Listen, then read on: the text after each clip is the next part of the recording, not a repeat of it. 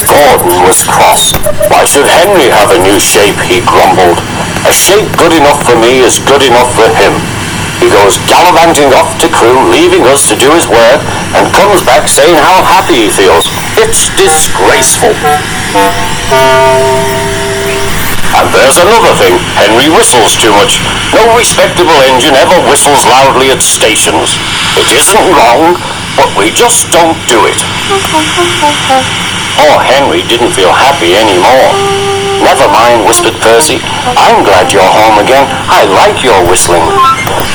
Goodbye, Henry. Oh, we're glad to have you with us again, but remember what I said. Later, Henry stopped at Edward's station.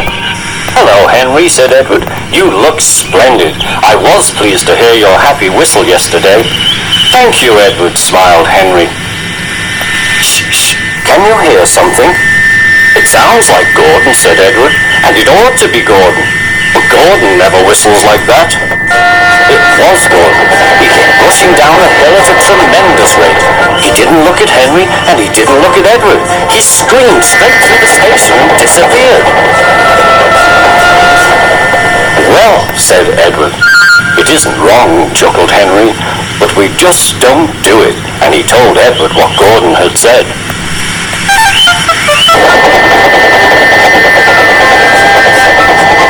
Meanwhile, Gordon screeched along the line. The noise was awful.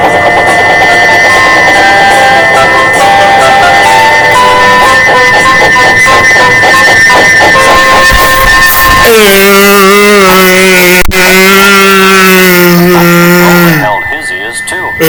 Take him away, he bellowed, and stop that noise. Gordon puffed sadly away. But he wouldn't stop whistling until two fitters climbed up and knocked his whistle valve in place. That night, Gordon slunk into the shed. He was glad it was empty. It isn't wrong, murmured Henry to himself, but we just don't do it. No one mentioned whistlers. Next morning, Henry was enjoying himself enormously. I feel so well, he sang. Trickety-trot, off his coaches. Then he saw some boys on a bridge. Hello, he whistled. Oh, he called. The boys didn't wave and take his number. They thought it fun to drop stones on him instead. They've broken our glass, sobbed the coaches. The passengers weren't hurt, but they were cross. Call the police. No, said the driver. Leave it to Henry and me. Will you do, they asked. Can you keep a secret? Yes. Well then, said the driver. Henry is going to sneeze at those boys.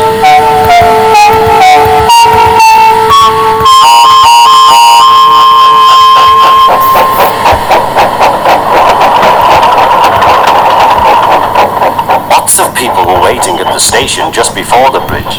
They wanted to see what would happen. Henry has plenty of ashes, said the driver. Please keep all windows shut till we pass the bridge. Henry is as excited as we are, aren't you, old fellow? Henry was feeling stuffed up. Soon they could see the boys, and they all had stones. Are you ready, Henry, said his driver. Sneeze hard when I tell you. Now, he said. Achoo!